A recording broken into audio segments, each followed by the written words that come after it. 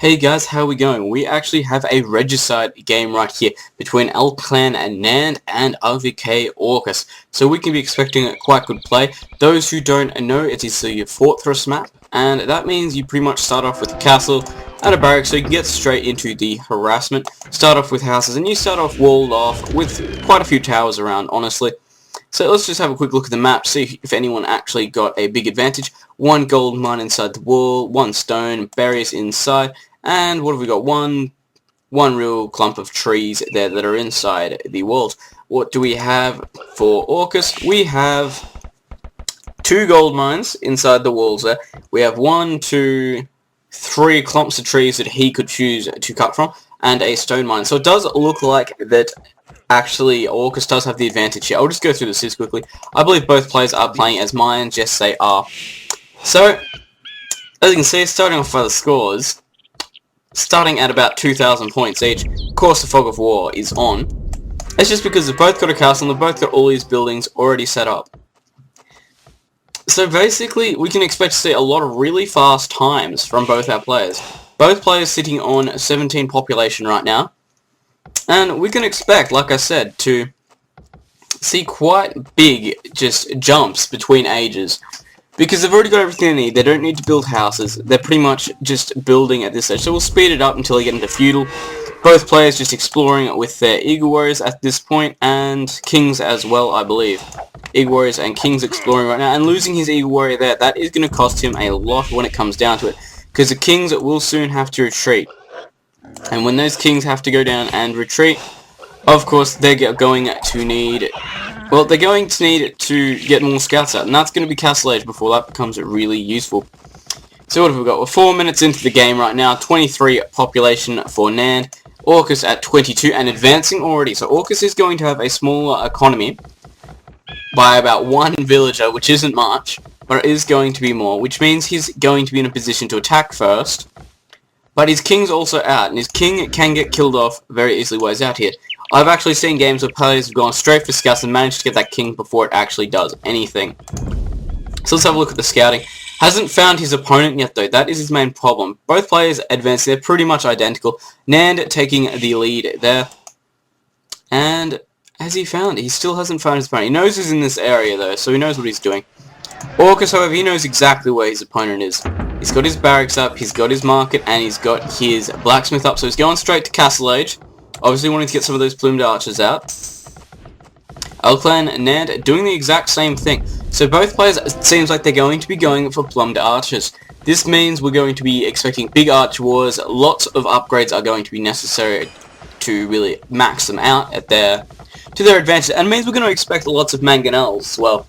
Mangonels, of course, being extremely effective versus archer units. However, it is going to come down to see who can get the most gold. Because plumed archers do cost quite a bit of gold. Town centre coming up there. Do we have a third? Doesn't look like we have a third for Nand yet. OrCuS one up over here, and I'm expecting... no, none of it is wood source either. But lots of archers already being created there. Lots of archers being created there. Obviously, both players have gone straight for it as soon as they've hit Castle Age. For all there. They might be able to get some of these villages, actually. Nearly lost that one there. That was very good reaction timing there from Nand. That was extremely fast reaction time. That was actually amazing right there. And both players going for the upgrades. However, it does look like OrCuS does have the extra range and attack upgrade at the moment. So going to be able to use that to his advantage. And he's going to be able to use that to push in until Nand decides to get that. Whether or not Nand just hasn't realised he's done that, or is too busy booming his economy. That's the real question there. Here we go, going to be able to outrange. I don't know if he's noticed this yet or not. I guess we can come down and we can check his blacksmith. Where was your blacksmith? Your blacksmith is right. Don't even have a blacksmith. There we go. Can't believe I am blind. Anyway, there we go. Still doesn't have it. OrCuS still on it. Still has his one upgrade. And that's still beating this one down over here. Both players are just continuing to boom their economy. And then we're using that range advantage there and just continuing to create these archers. Looks like we are on 3 town centers now for OrCuS. Nand does have quite a bonus though. 1, 2, 3 town centers down here. So obviously he's just been booming that little bit better, honestly. And we've got a Siege Workshop coming up here, so that can mean mangonels are going to be in play now. Mangonels, of course, extremely effective against archers, as I've already stated, and we can expect to see a lot, honestly. Lots of archers are going to be in this game, which means lots of mangonels are going to be there to counter. Forcing those plumbed archers back down there.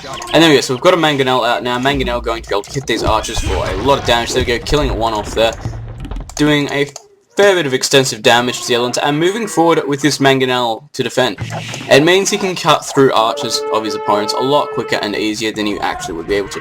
I don't think Chris has actually deleted off any of his walling, so he's actually quite safe. However, this area here is quite exposed for Nand. Nand is only currently up by 100 points, so there's not a lot in it. But the damage is going to be able to be done, and losing that Bloom Dutch there for no particular reason. Gate going to be under attack there for a while because there's not really much you can do about it with that building a Siege Workshop here, because we both know, well, we all know that you can counter mangonels with mangonels. Here we go, Archer after that one there. And I did hear a relic get picked up on it. But we have a Ford Castle now for Nand. Ford Castle is always a risk when playing mines, because you don't want to lose it, because otherwise you can lose your production of plumbed archers. Going up to Imperial Age though, OrCuS at the same time, so they're both going to Imperial. And surprised he didn't come a bit more forward with that mangonel and try and kill off some of these villagers. But this castle now is going to be extremely effective at holding OrCuS in his base. And there's only about 20 points difference in the score right now. So both players are extremely close, booming really well for both players. Chris definitely having the best location. But whether or not he's going to be stuck in that location is the question. If he's stuck in there, he should be able to do alright. But it means that Nand's going to have complete map control and be able to do all of this. However, we do have Chris down here securing this gold mine here. Willing it up, doesn't want Nand to be able to get it by the looks of it. And coming in from the other side over here, going to be able to cause sizable harassment with this mangonel here. And both mangonels suiciding off there. And doesn't look like he's going to be able to kill off any villagers there. Trebuchets coming out there, because both players are in the Imperial Age. So trebuchets are going to be used here, which means we can expect to see quite some trebuchet wars. Rams being created though, so rams are going to be able to do a fair chunk of damage if these plumed archers can't get down here. I'm surprised he didn't go for it right now, but I guess there is 2 castles there and he's only got 2 rams. But here come the main ones back, and another trebuchet going for that castle. And here come the rams, obviously just that little bit too late, going to get hit by those archers, and they're going to do a lot of damage, we know that. And another capped ram there for Nand. Nand's playing a very, very, very, very tactical game right now. He's picking his moments, using the units he thinks is effective. Ram coming around here, we are going for a stealth ram on this trebuchet. Doesn't look like it's going to happen, blocking that off there very, very well and very smartly. However, Chris has lost his castle over here. That's given Nand a 600 point lead at this point in the game. What have we got down here? Still walling off. So it looks like Nand is going to take this, honestly, when it comes to it. Just pushing these rams in here, just absorbing as much damage as possible with those rams. And continue to fight it off. It does look like this castle is going to stay up though, especially with all these villagers here. And looks like he's down in numbers with plummeted archers, honestly. But going to be able to catch up nonetheless, because he does have quite a few castles out in play. I mean, he has 3 castles out in play compared to Chris's 1. 2 up here now, so he's expanded out this side here. So to Chris's 2, which isn't bad, but it means he does definitely have the advantage there. Trebuchets are slowly being taken down there. Remember, trebuchets are worth 200 gold. That is a lot of gold. And repairing this castle slowly, but it looks like it's going to go down with 2 trebuchets there. And taking that one out there. Surprised he hasn't gone for the second. Gonna go for this one though. Didn't even get a shot off. Keeping it extremely close. Just this archer walk here is really where it seems to be. And now I've got a trebuchet walk here. This castle looks like it is going to go down. There's 2 more siege workshops coming up here from Chris. So Chris is definitely trying to push out now. Nand up by 1,000 points at this stage though. So he is booming his economy extremely well. Just looking at it right now, we can see that there is a lot going on. And he is expanding across most of the map. Of course, I'm not expecting to really have this gold for long, but he has done it. He has got in there. Siege rams now for Nand. Nand is going to be able to push in here and do a hell of a lot of damage. However, we do have rams attacking rams as we get. Our rams do quite decently against rams. However, siege rams against cat ram, we know how that's going to end. Both players trying to micro their archers to kill off these rams first. Either that or it's a mistake, and it looks like Nand could be in trouble here, honestly. Lots of rams coming out and continuing to come out. Trebuchet is being pushed back on by these plumbed archers. He could be in a lot of trouble. Monk here on the field, they're already healing up his units, probably a good idea. But these siege rams, they look dangerous, honestly. Capture ram's still over here, so honestly, he must not have a food capacity to do so. Castle might be in trouble here if these rams don't go down quick enough. Rams are down, so he should be alright. Take out these trebuchets here, and that might be the last all-in we'll see from Chris at the moment. He doesn't really have a lot left he can do. He does still have a few gold mines left, only about 600 left at that mine there. And finishing up this one back here, so he is running desperately low on gold at this point. He does have this one down here, which he is using, but if we look at it, just Nand has such good map control at the moment. He's not really going to be able to take much more offensive against this, honestly. Siege Ram upgrade from OrCuS now, but he is down by 2,500 points, so he is down by quite a lot. And once these plumbed archers are gone, it's pretty much going to be a good game, honestly. Once we see these go down, by using these rams well, absorbing a lot of damage, just patrolling them between here, doing quite a bit of damage, actually.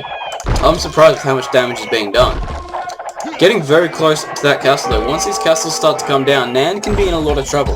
However, he is still maintaining his lead, using this economical bonus to fuel this army down over here, which is honestly just continuing to fight it out. Lots of siege rams coming in from both players at this point. We actually do have a siege ram battle at this point, because we all know siege rams good against siege rams, archers not so good. So, fair enough. Surprised we haven't seen any Eagle Warriors from either player yet. I could be expecting to see a few, especially because they can get the bonus first. Pretty much every unit being used at the moment here. But I guess each player doesn't really have the time to transition fully into Eagle Warriors. And Chris is slowly going back again. Still fighting off though. He still does have a chance, but he's at 4,000 points down at this point. So, as much chance as he has, it's next to none. So lots of siege rams still being used.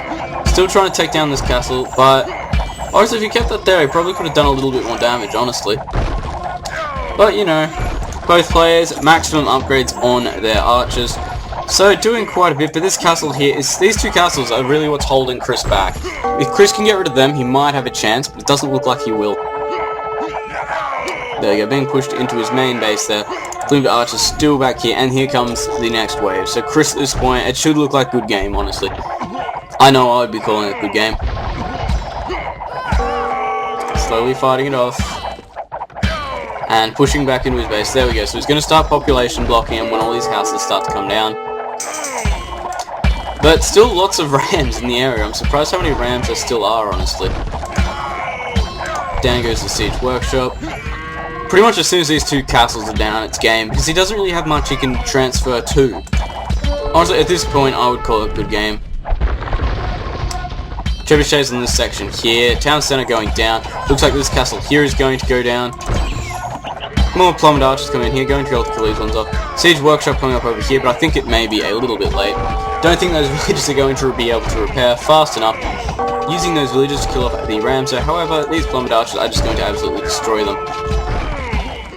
Continuing to fight it off. Chris is sticking in there well. He is down by about 6,500 points, but continuing to keep it in there, which is good. We like to see a little bit of resistance, but at this point, I think he's just trolling. Honestly, there's not really a lot he can do.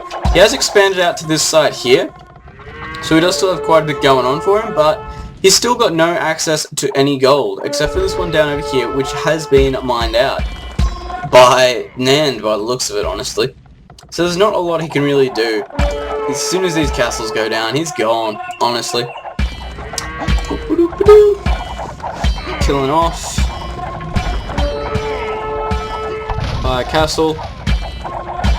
Losing all his houses there. More siege rams coming, just proving how valuable siege rams actually are in this game. Especially in Mayan Wars. And I believe in, who am I thinking? I'm thinking of Huns. Hun Wars as well, with all the cavalry archers being used. Definitely an important one there.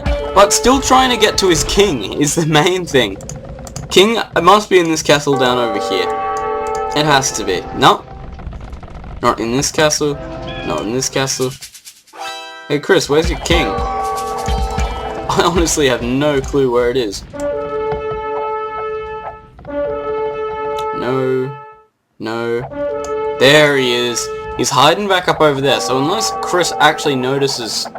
Well, not Chris. If Nand actually notices that, he'll be fine. But until then, I believe there is a technology you can get that can show you it, but not needing to come down to that.